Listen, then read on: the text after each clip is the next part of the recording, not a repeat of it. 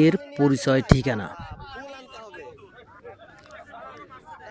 এই মাদারচোদের পরিচয় ঠিকানা বা নাম্বার যদি কারো কাছে থাকে তবে আমাকে একটু দিবেন, আমি কি একটু করতে চাই।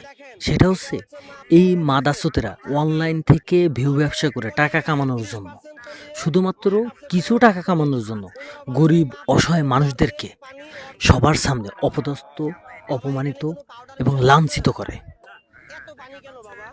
এই গরিব মানুষগুলা কি অপরাধ করেছে এমন? দুধে হয়তো একটু পানি মিক্স করছে, এটাই কি এই মানুষদের অপরাধ?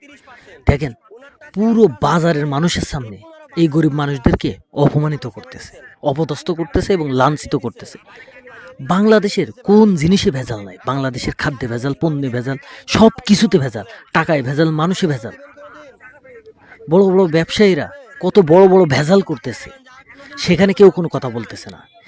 এই মাদারচোদ ভিডিও ব্লগাররা শুধুমাত্র গরিব মানুষদেরকে টার্গেট করে তাদেরকে অপমানিত এবং অপদস্থ করে অনলাইন থেকে টাকা কামানোর চিন্তা করে। এদের আর কোনো কাজ নেই। এরা বড় বড় জায়গায় যে কথা বলতে পারবে না, সেখানে এদের মারে চুদি যাবে। কথা বলতে সেখানে এদের মারে চুদি যাবে, কথা বলতে পারবে না এরা।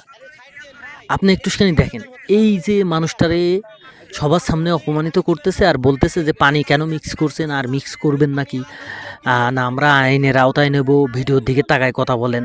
ওই মানুষটা কতটা লজ্জিত হয়েছে এবং কতটা লজ্জা পেয়েছে এই বাজারের সমস্ত মানুষের সামনে।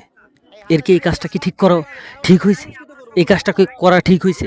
ওই মানুষটা ওই যে গ্রামে বা ওই বাজারে যে লোকজনগুলা তারে চিনতো বা জানতো, তাদের সামনে পরবর্তীতে কিভাবে মুখ দেখাবে? তাদের সামনে পরবর্তীতে কিভাবে মাথা উঁচু করে দাঁড়াবে, কথা বলবে কিভাবে? এই মাদারচোদ ভিডিও ব্লগারের কি মাথায় সেই সেন্সটা নাই নাকি?